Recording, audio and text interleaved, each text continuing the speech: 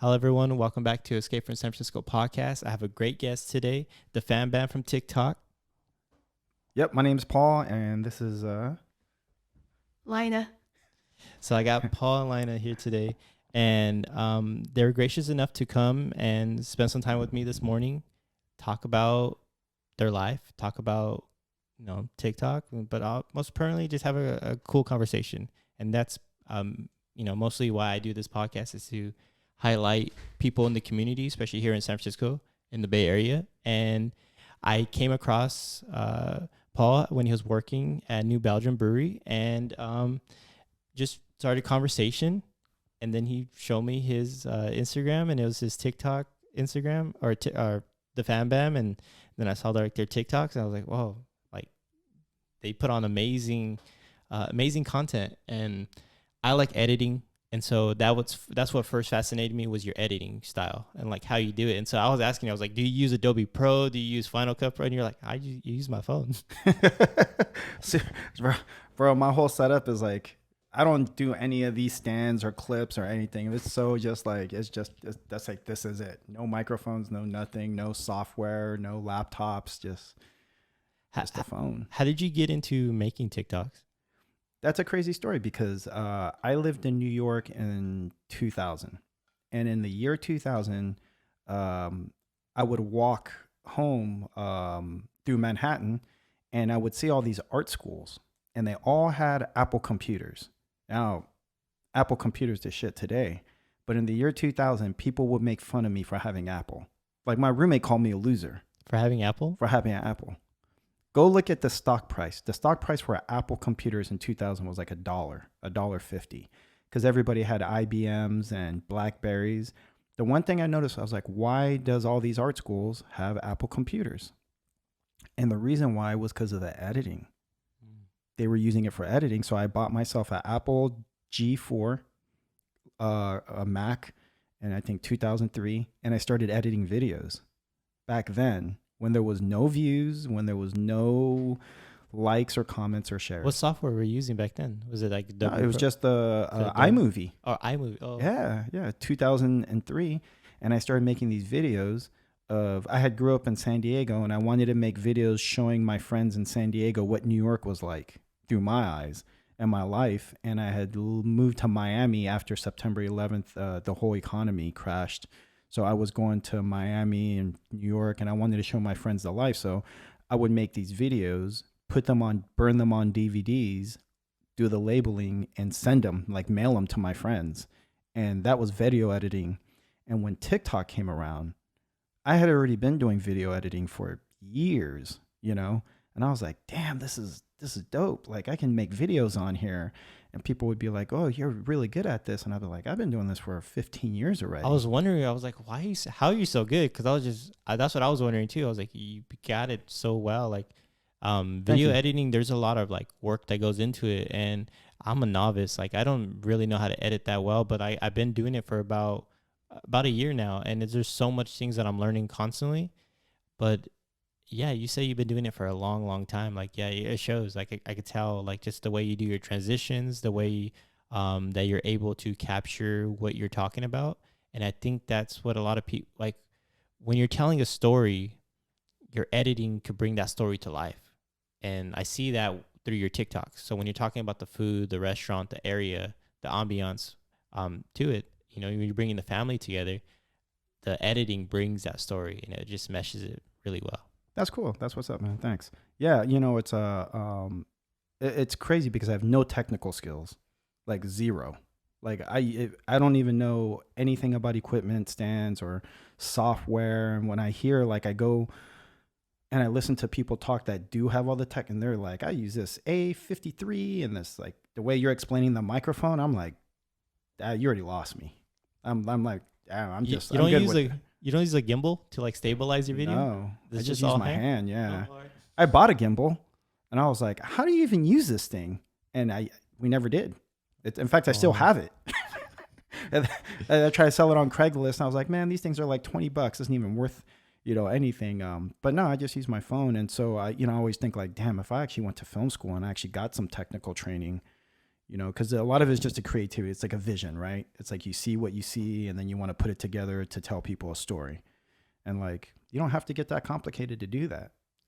Yeah, I see that. And Yeah. one thing that I really do like about like TikTok and Instagram Reels and just social media now, it's bringing people from all over the place that might not have those technical skills, that might not been into editing prior, and it's bringing people to create. And that's Yeah. like the best thing out of it. It's just like everyone's just learning how to just create stuff. And 10 years ago, this wasn't like you weren't able to do things like that unless you knew how, or unless you had that type of background, or unless you like studied it some way. And so like now that like everyone gets like to try it and stuff, and you do see when someone does not know how to edit really well to compared to someone that's like a really highly edited video. Yeah. And when you start doing this long enough, you could tell the difference now, and you can also see like the work someone puts in.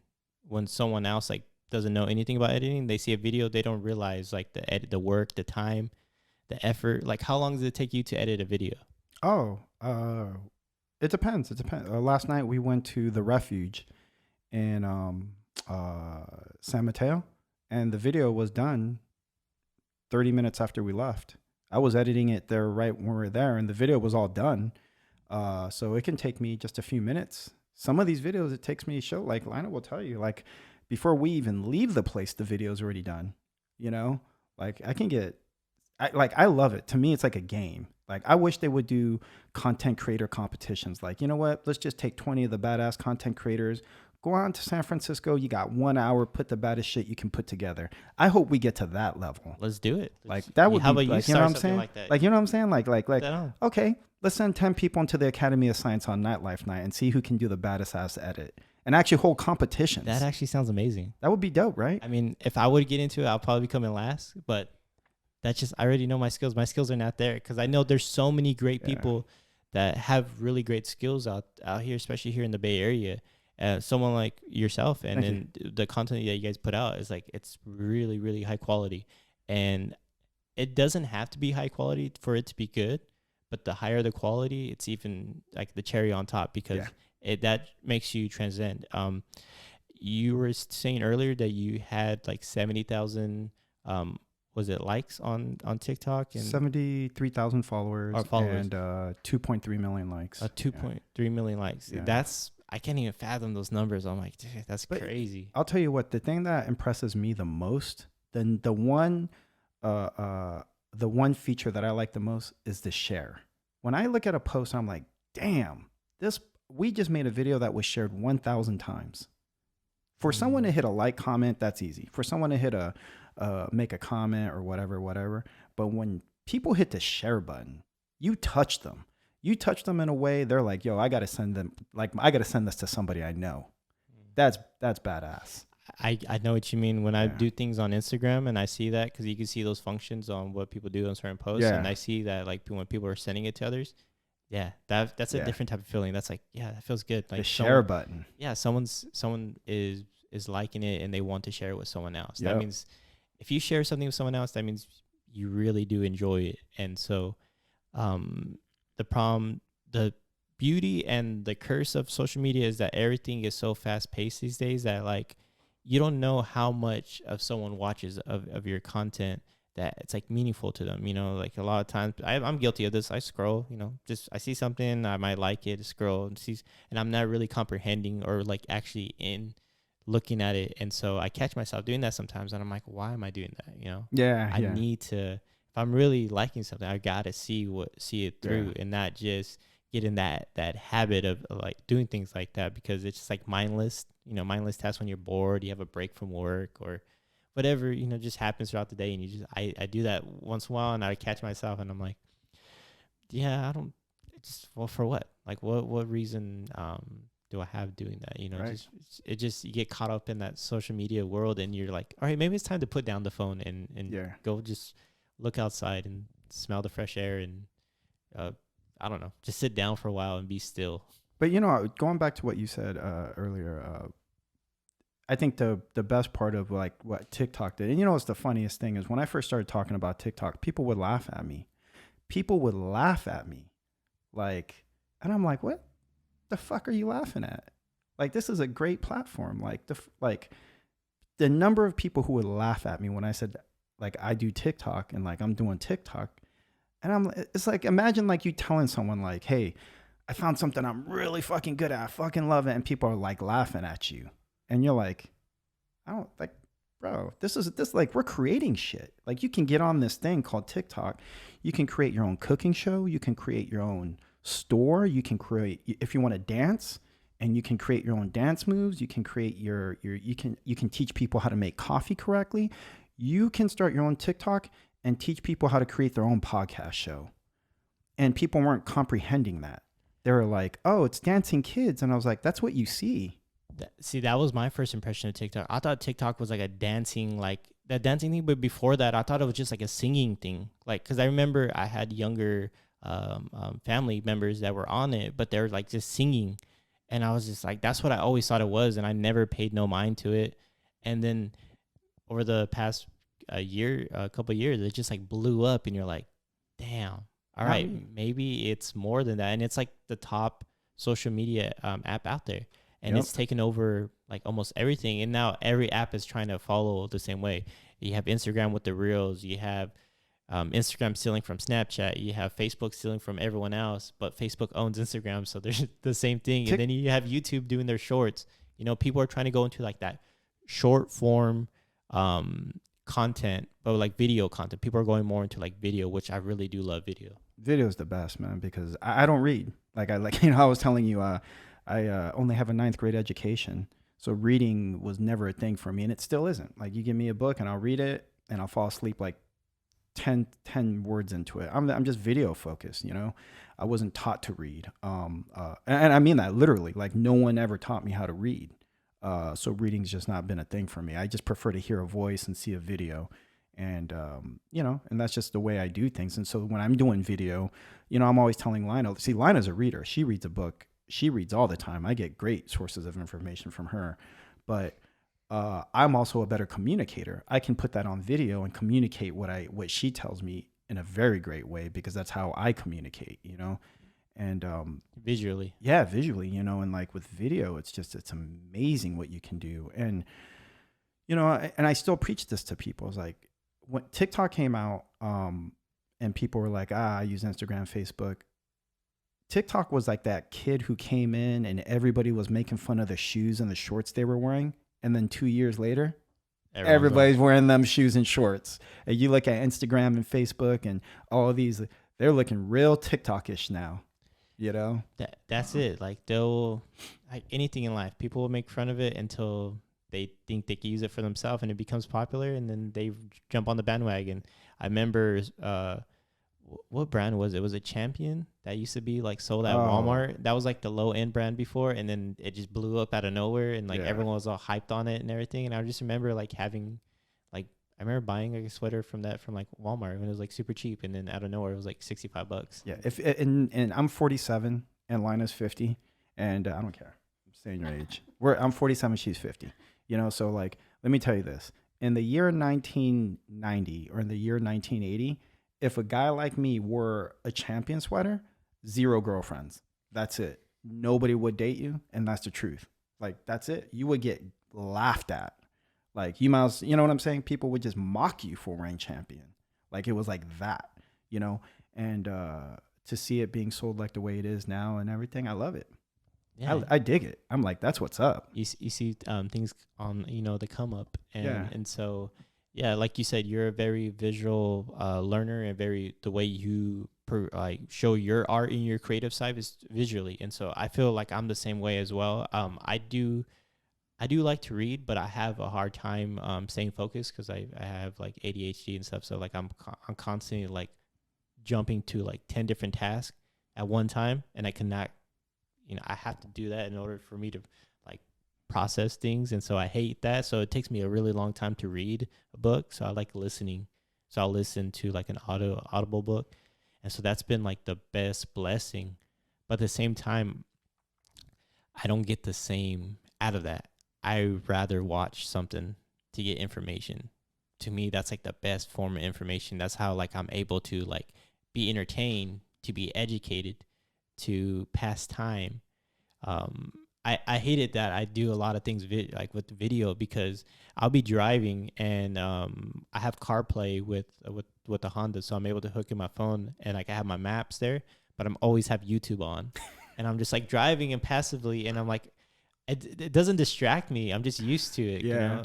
Like I passively like look every once in a while and stuff, and it's like I have a video on, and I'm just like, what am I doing? Like just I can't listen to like any like I have to have something so I could be visually like, you know, in it in the moment, I guess. And it's like sometimes I have to learn how to like stop from just being so stimulated all the time, and just like turning down the phone and stepping away. Do you ever have moments like that? Like, man, I'm always on my Yeah. phone. Like where I'm just like driving or like at work and on my phone. Or you have moments of realization where you're like, maybe it's time to put down the phone and just like do something else. Sometimes, but I don't mind it. Like like you always have people, oh, people are always on their phone these days and people are always on that. Everybody's different. The amount of information I get from my phone is a lifesaver for me. We were talking about this before we started the podcast. And so something I want to talk about is like when I was 18 years old, I was homeless.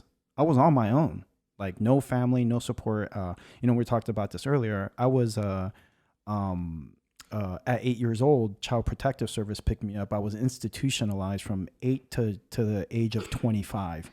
No one ever raised me. I wasn't taught how to read. Nobody taught me how to brush my teeth. Nobody taught me how to read. Nobody taught me anything. One family, one foster home, one institution, one everything.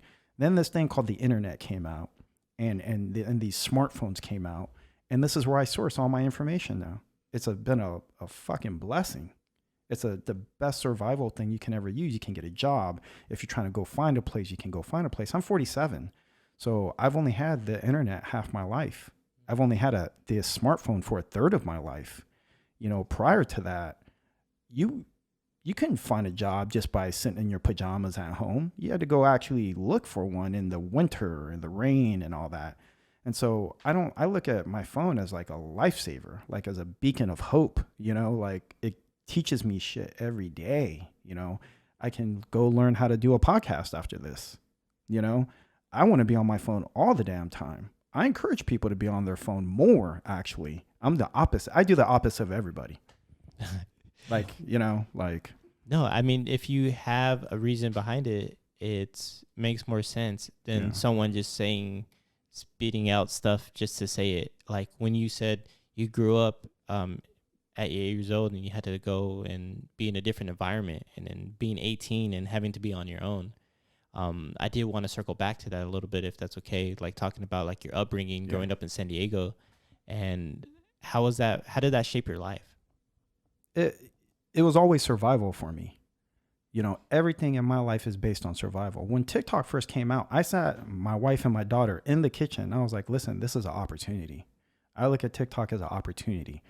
That was shaped from my early childhood, from always having to just survive, we do food TikTok, and I always tell you, and I'm going to say this, I'm not a foodie. I always tell people I'm not a foodie. I actually don't even care that much about food. I really don't, because I was deprived of it. Me and my sister were being starved. Like literally, we were starved, and we were eating out of trash cans at the school when we were 8 and 9, and Child Protective Service picked us up because we were being starved. So food isn't that much. It's just survival. Everything is survival, and when I was in San Diego, this is, I was 18. I was working at McDonald's, minimum wage. I already had a criminal record, couldn't get a job anywhere. Minimum wage was $4.75. So if you're good at math, just round that off to $5, times that by 40 hours, that's $200 a week. After taxes, I was making like $170, $160 a week. Damn. What year was this? This is 95 in the 90s. Oh, wow. So just imagine making $175 a week. A week. That was my life. No family. No, I was hungry. I was hungry as fuck. Like I was hungry, and it just shaped my. And if I had the internet and the phone back then, shoot, my life would have turned out very different. This is an advantage like no other on earth. This is the best time on the planet to be alive because you can go learn a career, learn a language, get a job, check the weather. If I would have had this when I was 18, I'd probably be a multimillionaire right now, you know? So now you make me motivated, and I don't feel so bad at being on my phone a lot now. So now I'm like, I'm going to go get it. It's a little bit of that Gary Vee. Yeah. I mean, like if you're going to be on your phone, it's not about being on your phone. It's what you're doing on your phone. You know what I'm saying? That's like, you know, like that's the way I would put it. It's like, you know, if you're going to be on your phone 60 hours a week, then just research and look for stuff and look for opportunities and try to educate yourself. And there's nothing wrong with it. You know, there's nothing wrong with it at all, you know, and if you know, you're progressing in your life and you're learning new skills and you're being able to do all these kind of things, shit, be on it as much as you want. That hunger that you had inside you, like talking to you earlier, is just like seeing the progression of your life from what you were telling me, you know, being from 18 to 25, being on your own and working minimum wage jobs. What was that turning point for you? What changed that changed your lifestyle where you're able to make above minimum wage, that you knew that there was more to life than just working those type of jobs? This is the crazy part is I got nothing against foodies. I don't. Like foodies are foodies. I follow like 3 or 4 of them. Because I was deprived of food when I was young, I look at food differently, very differently. What I really want to push is the hospitality industry, the food industry. You know, a lot of people want to be the Anthony Bourdain without working 30, 40 years in the industry. They want to be the next Anthony Bourdain without actually putting the grime and missing the holidays and working long hours and working with the worst people ever and having to deal with customer service. They just want to go on Instagram and hold up 3 chicken sandwiches and be the next Anthony Bourdain. And it's like, you know what? I don't want to be that. I want to be a food hospitality industry, restaurant work, because it changed my life. I wish somebody would have told me when I was 15, 16 years old, like, hey, you know, you can be a waiter, you can be a busser, you'll make minimum wage, you'll make tips. You know, like if anybody's listened to me, this is what I would love to tell people. If you're down and out, if you're an immigrant, if you came here, if you got no skills, you got no nothing, go to the restaurant industry. Start any position, work your way up to a waiter. You'd be making more money than people with college degrees. Shoot, these days you're working with people with college degrees. Half the staff in most of these cities have college degrees. They make more money waiting tables. Not a little bit more, a lot more. There are jobs here in this city. You can make 70, 80,000, even more with nothing. Just learn how to carry a tray and talk to people. And like, that was the change. That was the turning point. I had got out of federal prison on a marijuana charge. Went to New York. I was like, fuck this. I'd rather just go back to jail. My best friend said, hey, why don't you go work in a restaurant and be a waiter? And I was like, shoot, let's do it, you know? And at first I didn't think that, because in 2000, I grew up in San Diego, and I was like, I just thought only white people were hired to be waiters. Every restaurant I ever went to, or, you know, like, I just thought it was like that. I always thought, like, back then, the only time I saw minorities when they were like bussers or like, you know, back of the house. People would always ask me still back then, oh, are you a cook? I'm like, no, I'm a bartender. The number of people in like 2000 would ask me, everybody thought I was a cook when I told them I worked in a restaurant. Like, why would you think? That's fucked up. Just an automatic assumption, you know? But when I became a waiter, I was making in one night what I would make in a week. I was making in one night what I would make in 2 weeks working at McDonald's, at the gas station, working at Kmart. And I just looked back at my life and I was like, man, I wish somebody would have just told me this. Like, bro, you can make a lot of money and you know, have a plan. That's something I would love to do, that I want to do with like our TikTok and our food, is like start trying to teach people like, hey, you know, you can, if you want to cover the food industry, maybe you should go work in it too, you know? Or if you're struggling in your life, go work in a restaurant. You can make a shitload of money and learn how to invest it. And you know where you do that? From your phone, from your smartphone. What was the first waiting job you had in New York? It was at Houlihan's in the Empire State Building. Oh, how was that? That's sick, right? I love telling people. Wow. Like my first waiting job was in the Empire State Building in New York City. How badass was that? It was badass. It was like the GM, James, he was cool. He didn't want to hire me, but You know, I had I was like super yoked. I was like all buffed out, and I had the two managers. They were both gay, and they told me, like, they were straight up. They were like, "We just hired you because you were good looking." Hey, whatever works. And I'm still cool with one of them. Like, you know, it got me in the door. And then after that, every time I would go to an interview in New York, I would wear like the tightest clothes, have my arms all, chest all stuck out, and I start getting jobs like crazy. Sometimes it's just the way it rolls. You're on survival mode. You got to make it happen. But yeah, that was my first job. It was in the Empire State Building at a chain restaurant called Hula Hands, which is like, you know, all these other chain restaurants, breadsticks and, you know, burgers. But it was, we cranked. I was making crazy money, and I wasn't very responsible with it. It's like, just imagine someone becoming a millionaire. That's what it was like, becoming a millionaire with that, you know.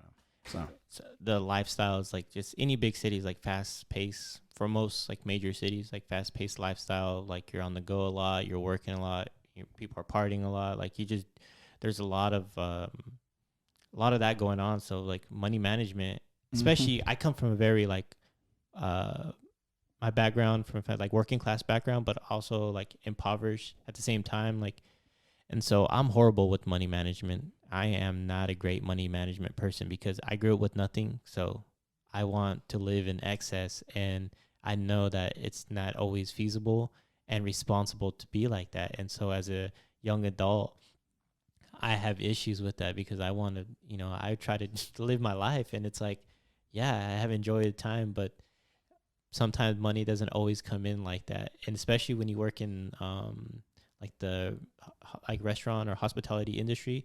I've worked pizza jobs as like my main and also my second job since I was in my early 20s. I still work at a pizza place today. I have a full-time job and I still work at a pizza place because I love it. What's the pizza place? I didn't know that. Escape from New York Pizza on Haight Street. Oh, that's why I got the name for the podcast. Okay. So I worked there, and it's that's what's up. It's amazing. I worked there for guess where our next tech talk is going to be. Our next tech talk. No, not next. We're coming real soon. Escape from New York Pizza. Yeah, let me know. We'll have the I'm letting you know. Yeah. I'll get you in and everything. No, it's been like for me, I just really enjoy it, and like you said, for people like especially for young people that are going to college, the best job to get is to work like in a restaurant or work at a pizza place because you get free food, or you get a discounted food. You get free drinks or discounted drinks, and you get tips. Listen, I tell my daughter is 13. She's going to have between $50,000 to $100,000 saved up by the time she graduates high school. It's not hard. I can break down the math to anybody. Go ahead. Look at me and tell me, oh, that's bullshit. You can't do it. And I'll look at you and I'll be like, trust me. Because when you're 15 years old, you can start working and you can start making tips. And when you're 18 years old, you can start waiting tables. And I'm going to tell you this right now. I worked at Half Moon Bay Brewing. I watch these kids. I'm like, you guys are killing it. You're making minimum wage, which is like $14 in San Mateo. You do the math, 40 hours, especially during the summer, that's $640 just in the paycheck. Now you throw in the tip money, bro, I'm watching these kids and I'm like, damn. You just, you can make so much money working in restaurants. And I'm watching 16-year-olds and 17-year-olds do this. I had a buddy that was telling you earlier that has a house out in San Diego. He moved out there and he started working at Nobu. And he was making like six figures. Yep. And I was like, I remember he told me that a long time ago. And I was just like, I couldn't comprehend that because I worked at like in a restaurant, but like low end thing. Like if I ever worked in like high end places, I didn't realize people could make a really good living that way. Shit. But it's still a lot of work and a lot of stress. It's not easy by no means, but you could still make a really good living. I'm going to tell you this. I would tell I told Jolie, my daughter, listen, fuck college. I'm going to tell you this. Like I'm going to look her in the camera. Fuck college. Go work in a restaurant when you're 15. When you're 18 years old, go full time. Get your skills from 15 to 18. Learn your wine, learn your beer, learn your food. You can go in the city of San Francisco and get a job, work 1 year, and I guarantee you, in that 1 year between 18 and 19, your 4 years of college tuition is paid up in cash. And you still got that job. while you're going through college? Why would you not do that? I never, like, I wish I had a game plan like that. I wish I had a game plan like that. I wish somebody would have told me this shit. So, you know, when someone tells you like, hey, I wish somebody would have told me, well, then be that person and tell someone else. Like, don't be that person that just grows up like, oh, I wish somebody would have told me. I wish somebody would have told me. Then you get to a point where then you be the preacher. You be the voice. You start telling young people like, hey, don't be stupid, yo. Don't go to college and pull out this massive loan and go into debt. When you're 15 years old, try to find a job in a restaurant, pick up some basic skills, learn how to work hard, learn these basic skills. When you're 18 years old, you can go into these restaurants. You can crush it. You can make more money than you ever thought. You can make your tuition in 1 year working at House of Prime Rib. You can make your tuition in 1 year working on a million of these restaurants in any city, LA, Waikiki, New York. And I see every time I go to like a minimum wage job, I just look at these kids and I'm like, man, you have no idea. The thing about the industry too is that, like, it's one of those industries where you could move around and you could experience like the world. You could experience different parts of the country. You mentioned that you lived in New York, you lived in Florida, you lived in Hawaii, like Miami, the Keys. And let me tell you, you just hit on something. If I could write a book or do something, this is what I would love to do. This is the one thing about restaurant industry, especially when you're young. And you got, I'm going to say this again. You got this thing called the internet and the smartphone, which is fucking amazing. When Jolie graduates, I would love for me and Lina to go live in New Orleans for 3 months, Key West for 3 months, Phoenix, Arizona for 3 months, Alaska for 3 months, New York for 3 months, Boston. When you work in the restaurant industry, there's what's called the season, right? And it's like when you're in Phoenix, right? The Cactus League before a Major League Baseball season starts. Yeah. You got all these teams. Half the league goes practices there. They're all multimillionaires. All the coaching staff, everybody from the Northeast, they go there for the summer to get away from the winter. How do you think those restaurants and hotels are doing in those 3 months? Really banging. Good. And these restaurants need to hire a gang of people, and then they got to let them go. Then you just follow the next season. Okay, well then in Alaska, they got these 3 months. It's the peak tourist season. You go over there, you're busy every day. I work at Half Moon Bay Brewing. I love Half Moon Bay Brewing. They've been so good to me and my family. They got a season. You can go work there right now, especially during the summer in October, and you just kill it. The money is ridiculous. I'm looking around like, how are people even poor? You're poor by choice. You're not poor because you're poor. There's restaurants like this all over the place. You can go to Fisherman's Wharf during the busy seasons, and you could just hop from one city to another and just study it. Go on this thing called the internet. Look at their busy season. Look at hotels when hotels are max capacity. What months are those hotels max capacity? New Orleans has Jazz Fest and all the stuff that goes on there. Key West has its busy months.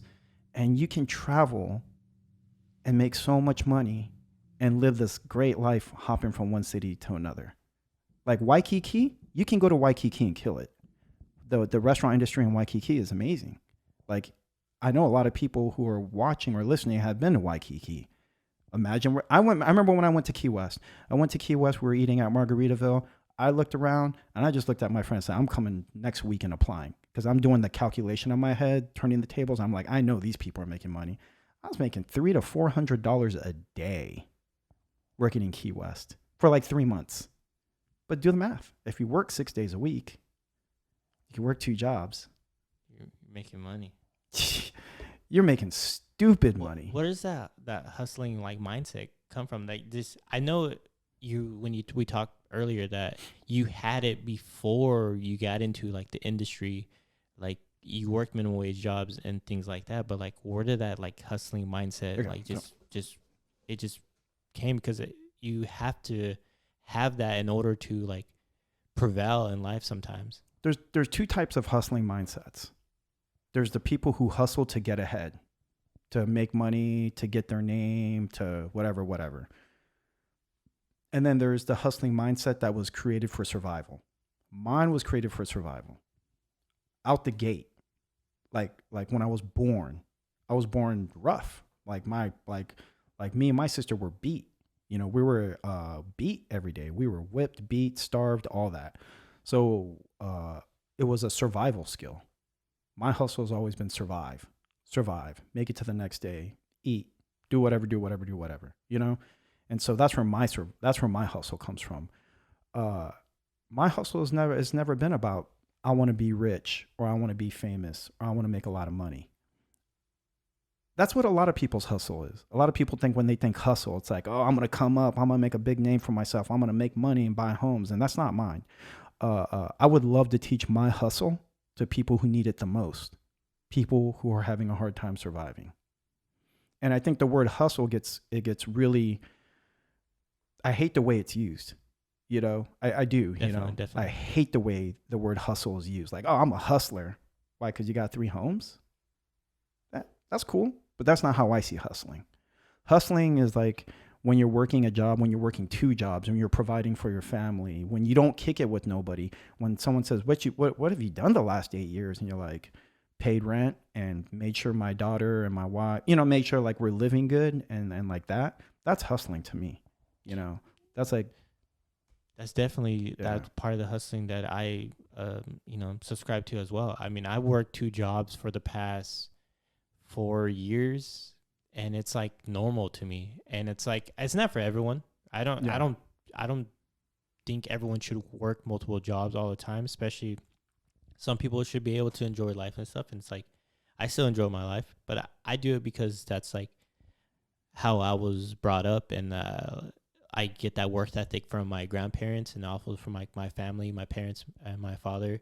And so I see how hard they work, and I had no excuse, to go out there and do what I got to do. And I take ownership and pride in my work ethic and being able to do that. And to me, that's my hustle, but I'm still surviving, like this is like a really expensive area, and it's like you said, there's so much opportunity to make a living. And I saw that here, and I try to take as much advantage of that all the time. I do Grubhub. I do Uber Eats. Yeah. I work at that pizza place. I will have a main full-time job. Like, I do what I can, but I also give back to other things as well. Like, I try to give my time to organizations. I try to donate as much as I can when whatever I have available. You do that, and I never try to, like, make it about myself. I do things, and I don't make posts about it, or I don't tell people about it. I do it because I want to do it for myself. Like it's like I do it out of the love and like that because I had that when I was younger. I grew up really poor, and so for a lot of times, like during Christmases, like if it wasn't for like the churches that donated the toys, I probably would have had nothing. If it wasn't for organizations that didn't donate turkeys, we probably wouldn't have had a big Thanksgiving. It just stuff like that, and that always will stick to me to this day because I realize it doesn't matter. It doesn't matter, like you said, it doesn't matter if you have 3 houses. What are you doing for the other person in your life or other people that you don't even know, right? It never ends. It's never going to end. And so for me at least, I've always want to subscribe to like giving back as much as I can in a healthy way. Yeah. Not in a way where it takes your whole life. It just takes all that over. Mm-hmm. I want people to be able to be happy and fulfilled in life. And part of me being fulfilled is to try to give back to others in a good, positive way. Yeah, like you were mentioning earlier. Yeah, it's like in San Francisco, there's a lot of like, hey, we should be a community and community this and community that. And you hear that all the time, but it's like, okay, then what do you do? Yeah. And what do you do? Like put people in check. Like, what do you do for your community? It's like, and I think one of the biggest separations in this community is education. And that's, a lot of people focus on gender, sexuality, that kind of stuff. There's not a lot of focus on like the separation of education. Like how many non-educated people are working at the SF Chronicle or any of these jobs? It's not my fault I didn't have an education. Shit, it's not my. It's like I was in the foster system. I was institutionalized. I was one foster home, one family to another. It's like it's not my fault. What did I do? But I'm going to tell you this, ain't none of these companies that shoot community or the people who work in these companies, they will never hire someone like me. And ever. You hit right on that because it's not like those are not things that shouldn't be dressed. Like, equality, gender, Right. sexuality, all that stuff needs to be addressed. And there's no like this is more important than the other. They Yeah. should all be addressed, and there should be a focal point on that. And you're right about Yeah. education. Education is a big barrier, especially for the low income. It's not part even of- the low income. I'm not even talking about low income. I'm talking about people who went through the foster system. Oh yeah, even Who, there. who it was, we didn't even go, see, you could go to low income and still go to the same school. But people like me, we didn't go to the same school. We went to 14, 15 yeah. schools. There was never a focus on like, like you never hear about foster kids. No, not at all. No. Like if you tell people like what's the pressing issue today in our society, women's equality and racial stuff and gender stuff and sexuality stuff, you will never hear foster children, kids with no families, kids who have been given up. We are swept under the rug. Nobody talks about us. We have no parade, no pride, no visibility. You're just 18 years old and it's like, go figure it the fuck out. You know what I'm saying? And it's like, it's crazy to me. It's like, this is the people I want to help. If I'm going to bring hustle in my life, I want to teach these kids, people who are being, I was introduced to society. I always tell people like, when I got out of federal prison and I went to New York in 2000, that was the start of my life. That's who I became, the person I am now. So I am 47, but I feel like I'm 21 years old. You know what I'm saying? I was just learning social skills that I like from 0 to 10. A lot of people are taught social skills, whether you're low income or whatever. I was not taught any of that. Like when I tell people no one taught me how to read or brush my teeth, man, I'm telling you, no one taught me how to brush my teeth and read. Like I didn't celebrate nothing. There was no birthdays. There was no Christmas parties. There was no Mother's Day, no Father's Days. There's no albums of that. Like, it's just not, we did these pseudo ones like at foster homes and everything, but I didn't celebrate my 7th or 9th or 10th or 15th birthday. I spent most of them locked up and incarcerated or institutionalized at foster homes and whatever. And you're not taught anything. You know what I'm saying? There's no, like when I'm listening to you and you're like, hey, I learned this from my grandparents and my parents. And I always tell her, like when I'm listening to like ESPN, I was like, you listen to these athletes, at the podium. They're like, I'd like to thank my mom and my grandmom. She didn't have that. Gary Vee, one of my favorite guys, always thanking his parents. Yeah. Like Gary Vee, would you be Gary Vee without your parents? Would you be Gary Vee if you were in a foster home or you getting the shit beat out of you when you were 7 and 8 years old? Hell no, you wouldn't. Probably not. No. I probably wouldn't be, if I was in the position you're in, I probably wouldn't be where I'm at today. And we would be in the Tenderloin. That's why I always tell you, when I cruise to the Tenderloin, I'm like, these are my people. I don't look at myself as Asian American. I don't look at myself as a man. I don't look at myself as heterosexual. I just look at myself as like, man, I look at the Tenderloin and I'm like, something clicked in my brain. I was one click away from being you guys, and I like, it just, it's like, it's crazy. And it's like, this just all follows back to the food industry.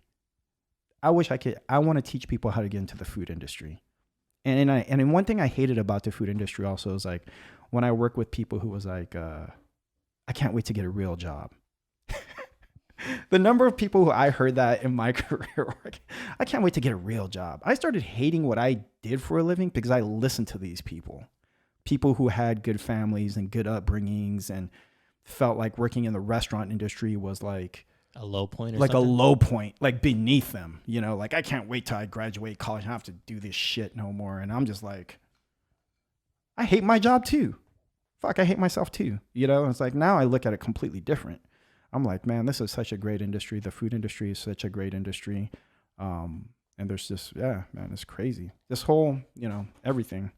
Yeah. And I've met some of like the realest people working in the food industry. Like you see all kinds of different things. Like it's like you have people that are like burned out, that have worked like maybe other jobs and they just fell into the food industry because of like past shit they had to go through, whether it's like financial situation, whether it's like criminal situation, whether it's like just or being just young. A lot of young people I see in the industry as well, but also I see a lot of immigrant people that they come into the food industry and they kill it. I love it. They put their nose to the ground. Like you will have, people born here that I've worked with and myself included. we'll call out because we're not feeling good today.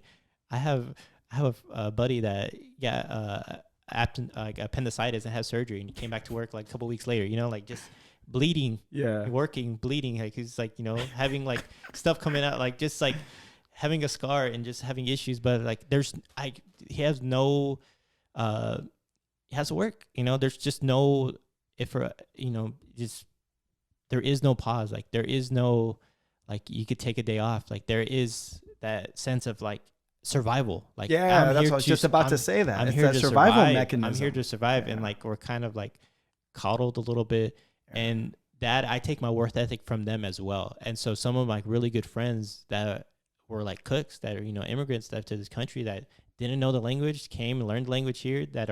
I have a buddy that when you look at him, you probably think like, oh, he's just like some immigrant. He speaks 3 languages. He speaks Mayan. He speaks Spanish, English. And he's always like, oh, my English is not good. But your English is good. Like you could communicate with me. I can't speak Spanish. I'm Mexican. I'm born here. I can't even speak Spanish. Bro, I speak English. I love working And with it's like- immigrants. Like when I mean immigrant, I mean like they moved here as a teenager or like as an adult. Yeah. Like I'm an immigrant, but like I was born in another country and I was brought here. Immigrants who like actually smuggled or was smuggled or got here. I love those because I relate with those people the most. Those are always my best friends at work. I always get along with the immigrants because they understand struggle. They understand real struggle that a lot of people can't comprehend, and when I work with this one girl, Yahida, at DaaFamBam, and when she was telling me like, oh, I moved here, I didn't know any English, blah, blah, I started this and did that, I was a cook, or whatever, and went through the ranks, and now she's a waitress with me. And I'm like, yo, like, you're like a millionaire. And I know that feeling because I was working minimum wage till I was 25. And, like if you told me when I was 23 years old, like, Paul, one day you'll actually be able to pay your own rent and go on vacations and like, you'll make like all this money. I'd be like, nah, that's impossible because I'm only used to making the bare minimum. When I see these people coming in here and they're like telling me their stories and I'm like, I just think like, man, you're coming from these fucked up places in the world where there's nothing. You came over here, learned the language. You're making more money than a lot of people who grew up here, who had a family, who went through the education system. And it just takes people like me telling them like, listen, raise your game, like you don't have to do minimum wage. Like minimum wage is a choice. That's what I realized in my life. Minimum wage is a choice. You can go be a busser and just clean, don't even talk to them, just clean plates and tables and you make tips. And the money you make in tips, when you make that little money, when you're making so little money and you're just surviving, the money you make in tips, that is life-changing. Even if it's $40 a night, even if it's $30 a night, it's life-changing. You know what I'm saying? Because you can afford to eat. You can afford to do all these things. It's crazy. Especially, like you were saying, you're from Fresno. Mm-hmm. And I always tell Lionel, like, if you're from Fresno, you understand you can come to San Francisco right now. If you're like 18 years old or 21, you don't know what's going on, you literally can come to San Francisco right now. You can go work 2 jobs. And I guarantee you within 5 years, you can buy a home in cash in Fresno. Yeah. Sit down with me. Let's run the numbers. I'll tell you what jobs make how much money. Your cost of living here. Yeah, your cost, you'll have to pay $1,500 a month in rent. That's what one job covers. But the other job, that'll buy you a home in Fresno in 5 years.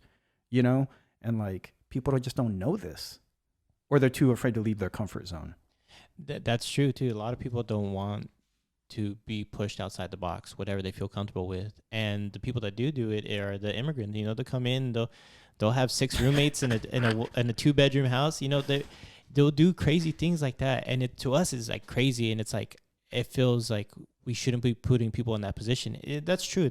But the reality is we live in a world, it's like that right now. And in order to make it, you have to learn how to survive and learn how to hustle a certain way. Like I bring it back to that hustle point of view. It's like, what are you doing for at the end, right? A lot of people come here to learn to make a better life for themselves. It might not always be like that. I'm not saying to live your whole life like that. No, no one ever wants to live with 6 roommates in a 2-bedroom apartment, hustling 2 to 3 jobs their entire life. No, that's not what the goal should be. But you're going to have to do something to get a goal started, right? It's not going to happen for you. My first job was McDonald's too. Like I worked there when fresh out of college. Like my first job was McDonald's, first place that hired me. Same here. I worked at McDonald's. That was my first job. I hated it. Yeah. But it taught me a really good lesson. Never to want to work there again, because I got fired. That was my first job. My first job I got fired. And I got fired off some dumb stuff. Someone ordered a chocolate chip cookie. They wanted back then it was like 3 for $1 or something like that. And so there was only one left, and I was going to the freezer to go get more to make them. And I had my little headset on, and I was like, "Oop, ate it." And then I heard on the headset like, they just want that one. It's okay. And I'm like, oh man, that was it for me. Yeah, no, if somebody ever told me now, like, hey, like if I was talking to like a 15-year-old and they're like, hey, I'm gonna go apply at McDonald's, my first question would be like, why would you do that? Why? Why wouldn't you just go in a restaurant and be a busser where you can make double just getting tips and you get free food? Most restaurants will give you free food. You know, it's like, why would you work at McDonald's? I couldn't even get free food at McDonald's. That's my whole point. And they threw so much food away. It was ridiculous. And it was so sad. You know, you go to restaurants and it's like, and the reason why is because no one teaches their kids how to survive. Most people will try to teach their kids, well, if they even teach their kids anything, you know, a lot of parents don't teach their kids anything. They just pay for their housing and feed them and shit, you know? And that's what I've learned growing up with a lot of people. It's like, oh man, your parents didn't teach you anything. They just paid the bills and sent you off to school. But a lot of people don't teach survival skills. Like, you know what I'm saying? Like, I'm not going to lie. I've never done Boy Scouts or anything, but if I went to these hills and these forests, I'd probably be dead. Some mountain lion would kill me. I wouldn't even know what to do, you know? But it's the same way with kids when you're teaching them like, okay, yeah, you know, if you're going to go out in this world, shit, you better start teaching them about bills and working and how to get ahead and all that stuff, you know?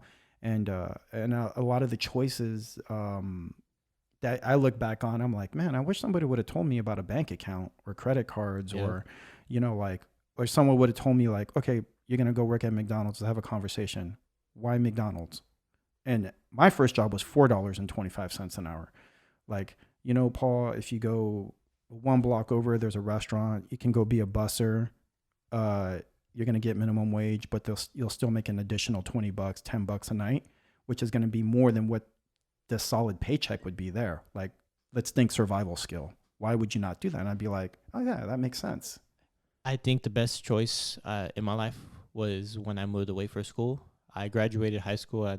I believe I was 19 at the time. I got out back 1 year. So I graduated at 19 and I left because my girlfriend had came to Essex State and I was like, you know what? She made that big leap. I'm going to go get as close as I can because I was not good in school and I wanted to play baseball. So I went to Gilroy and I went to junior college to play baseball. And that was the best thing for me. It taught me how to grow up because I was coddled as growing up as a teenager and stuff. And I grew up, my grandparents raised me pretty much my whole life from a certain point. Probably I think at the age 10 or so, I lived off and on with my grandparents throughout their high school. I lived at their house. And so it was a different environment than growing up with my mom. And so my grandparents were more working class. My grandpa was a farmer for a long time. And so they, we always had food on the table. We always had a meal together every night. You know, we had that good life. And I was just coddled. I didn't do certain things. I was embarrassed to say I didn't learn how to do my own laundry until I went to college. I had to like YouTube, how to do laundry. And I was like, fuck, like it's embarrassing, like I didn't know how to cook that well. I still don't know how to cook that great now, but I could survive. Like I know how to make stuff for myself. I know how to go out there and go get it. But like that being on your own and not being away from your family and being broke and being like, all right, what can I do to survive? And that's when I was like, all right, I got to go to the 99-cent store to buy food. And so I would go there and I would stock up on all kinds of like canned food and this and that. And just learning how to just do basic things like that made a big difference in my life. Yeah. And it taught me how to grow up and be an adult for myself. And it's like, yes, I didn't have it as I grew up really poor and stuff, but I didn't have it as hard as other people. I didn't have it like I'm never gonna say like I had it hard. Like I had a good life, like Yeah. growing up and stuff. But at the same time, I still had to learn how to survive too, and that's where that like mindset comes into. Like I see other people working, and I don't want to put them down for their work ethic. I want to be able to match that and be able to do something for myself. Yeah. And it's like and the crazy thing is like one of the things that makes me upset just coming from like nothing. A lot of people, oh, I came from nothing. No, I really came from nothing. Like nothing. It's like I hate seeing this part of society, middle class, lower middle class, that has so many advantages, so many skills, where they could go out and they literally could help the disadvantaged. People like me, like really, really help the disadvantaged. People always talk about like all these homeless people and everything. And it's like, where do these people come from? Like, like, how do people, and you start to realize like, go do some prison statistics, go start doing and find out how many of these people come from broken homes, and people who come from broken homes weren't taught shit. They weren't taught how to survive, nothing. And then you see this other class of people who do come from good homes where they were taught something and they don't do shit either. They don't do shit for the community. They're not trying to help nobody out. They're trying to gain a social media following. You know what I'm saying? It's about, like, look at me, blah, blah, blah, blah. And it's just like, what happened to this community thing? People will hop on a street to go do a rally and all this and that shit, wave their flag and talk about whatever and do a social media posting. But like, what do you really do for the disadvantage?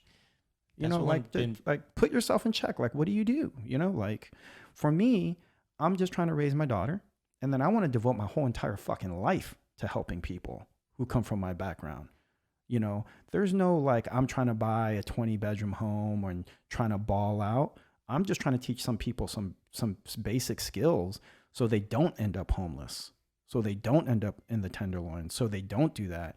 I tried going to college a couple times, and college is hard for me because I'm working all the time. I'm trying to take care of my daughter. I'm trying to do this, and I'm not good with books, and I'm not good with writing.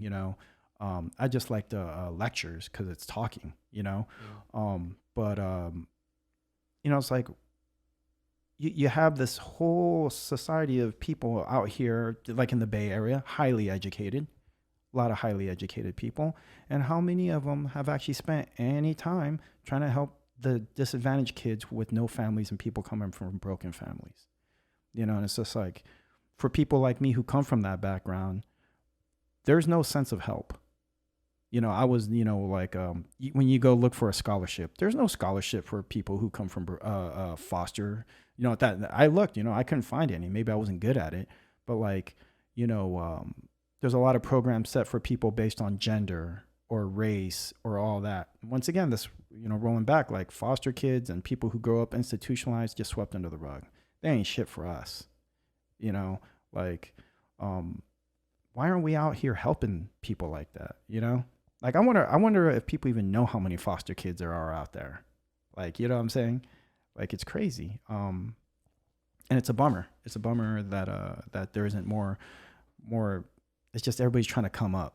That's it too. It's like that's the other part of the whole hustle culture. It's like me, what I got, what I'm coming up with, showing you and stuff. That's the part of it. I don't know if that's what you mentioned earlier. That's the part of the hustle culture that I don't like. Yeah. It's like where it's like so self-aggrandizing. Like you're just like, look at what I did. Look at like how much work I'm putting in. Look at like everything I have now. And it's like, yeah, that does get me upset too. Is like I see a lot of like social media activists, a lot of people that do things so they can have a post about it, but like what are you actually doing to help whatever activism that you're having for that day? Like, are you going out there and actually trying to help the people? Like, I have a buddy that he does Meal on One Wheels, where he has like a one wheel. I forget. I don't know what they're just like one wheel, like kind of like skateboard. It has like one giant wheel, and he goes out and they have different places throughout California and here in the Bay Area, and they go give meals to unhoused people, like homeless people. they like have meal bags, and they just don't give them food. They put in toothbrushes, they put in like hygiene products, and it's just like a community event. They get people to come together, all volunteers, and they go do that. There's another organization, Direct Action for Farm Workers, that have been affected by the fires. A lot of those people are undocumented, so they don't get federal like money. They don't get help from the government of California. They're on their own. They just primarily source of income is work, and when there's no work, they have nothing. And so through them, they help as far as like doing like food donation, hygiene donation, clothing and stuff like that. And they have a collective, and they go out and they do that type of work.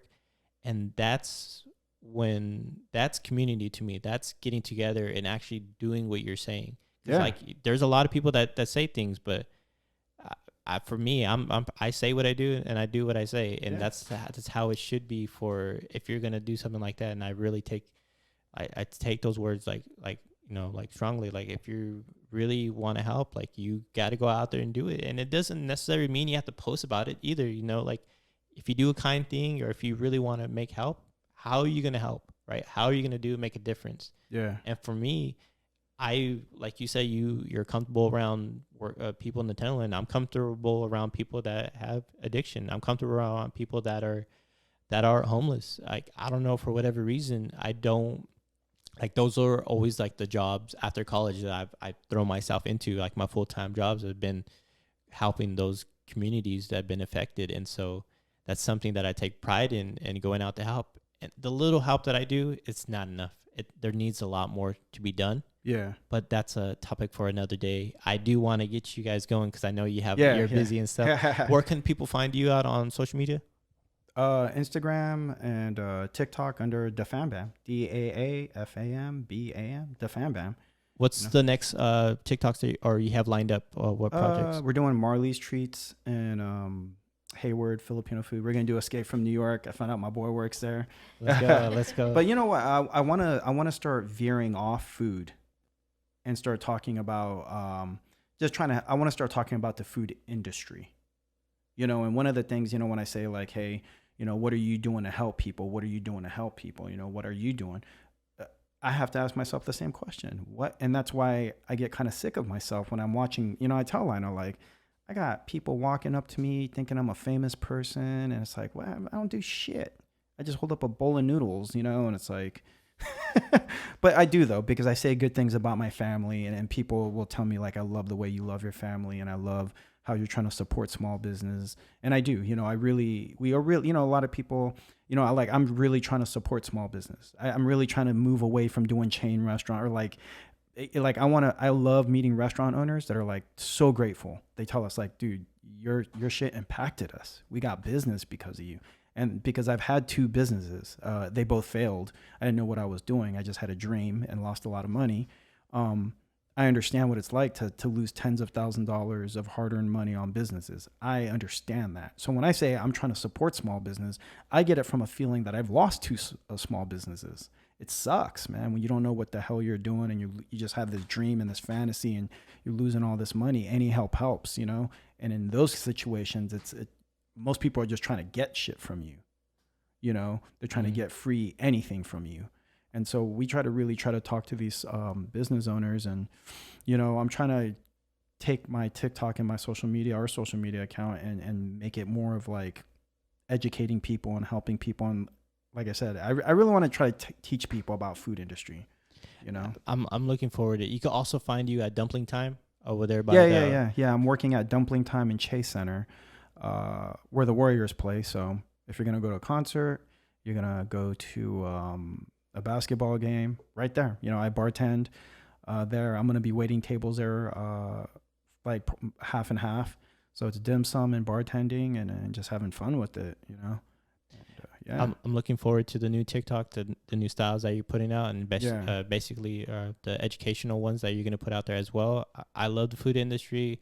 I love meeting people. That's why I do this podcast. I love trying to put on people's small businesses. Also, just meeting great people in general. And it was a great time. And this podcast flew by really fast. And I appreciate everything you shared. And it should be good. It will be up by Wednesday next week, and go from there. Thank you. I appreciate you. Yeah, that's what's up, man. Thanks. Right. Appreciate it.